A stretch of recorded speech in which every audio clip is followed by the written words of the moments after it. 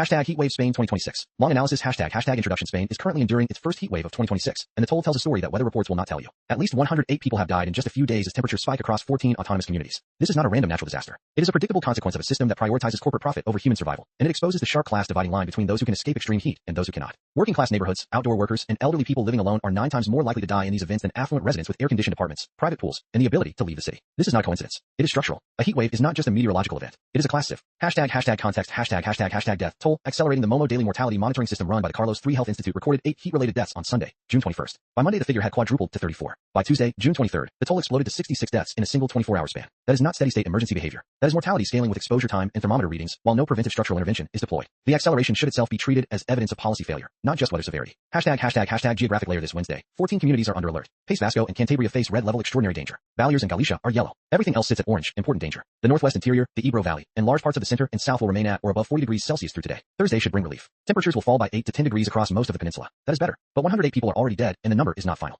Hashtag body. Hashtag heat is class differentiated. Heat is not neutral. A dose of 40 degrees is not the same dose for everyone. For a software developer in an air-conditioned apartment in Chimbury with flexible hours, 40 degrees is an inconvenience. For a construction worker on a site with mandated outdoor hours and no refrigeration station, it is an occupational lethality risk. For an elderly pensioner in a poorly insulated rental in a working-class suburb facing electricity prices that make running a portable unit impossible, it is a death sentence delivered in increments. The capitalist real estate market produces this vulnerability intentionally. Substandard housing goes to working-class districts because builders maximize margin by cutting insulation, ventilation, and cooling. Energy suppliers price gouge because deregulation allows it. Employers outsource thermal risk to workers because workplace safety enforcement in heat conditions remains weak, complaint-driven, and rarely punitive. When mortality data from a heat wave is mapped against neighborhood income data, the correlation is strong and consistent. The people who die are not randomly distributed across society. They are concentrated where living standards are lowest, where labor rights are weakest, and where capital has decided human life is not worth the retrofit expense. Hashtag climate change is the product of fossil capitalism. Every heat death in Spain this week is physically traceable to rising atmospheric greenhouse gas concentrations, which are themselves the direct output of a fossil fuel extraction and combustion system owned and controlled by a small class of private capital. Repsol in Spain, Shell, BP, and ExxonMobil globally. These companies knew since at least 1977 that their product would produce exactly this outcome and chose to fund disinformation rather than transition. That is not a weather story.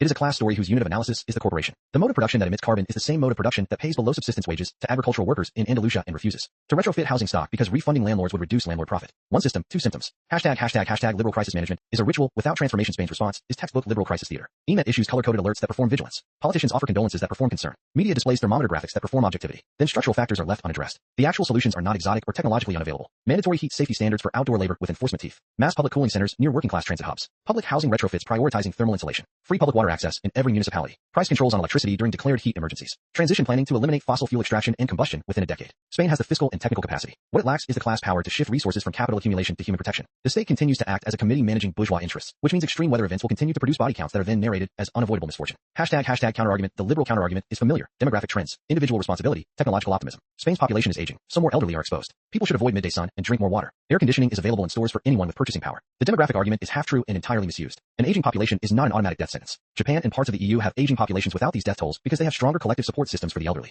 Telling people to stay hydrated while their employers deny them scheduled rest breaks, shaded outdoor areas, and paid recovery time is a cynical parody of advice. The technological argument is equally hollow. A window air conditioner costs money, runs on expensive electricity, and does nothing for the many thousands of elderly residents who live alone without family support or cash reserves. Vulnerability in this heat wave is produced. It could be eliminated through policy, but policy requires breaking with capital's profit logic, which liberalism will never do voluntarily. Hashtag conclusion. The 108 confirmed deaths from Spain's first 2026 heat wave are not a natural catastrophe. They are a social catastrophe dressed in meteorological language. They are the product of a system that values capital accumulation over human life, that plans for quarterly profits, but not for planetary boundaries, and that watches the thermometer climb while refusing to build a world that would keep people safe. Class analysis should not treat climate as an external actor that happens to inequality. Heat waves are the physical output of a mode of production that runs at the speed of profit extraction rather than human need. The solution is not individual adaptation. It is systemic transformation, planned economy, worker control of energy and housing, and international socialism as the only framework capable of addressing ecological crisis at the required scale and speed. Please like, comment, follow, and share. It really helps out.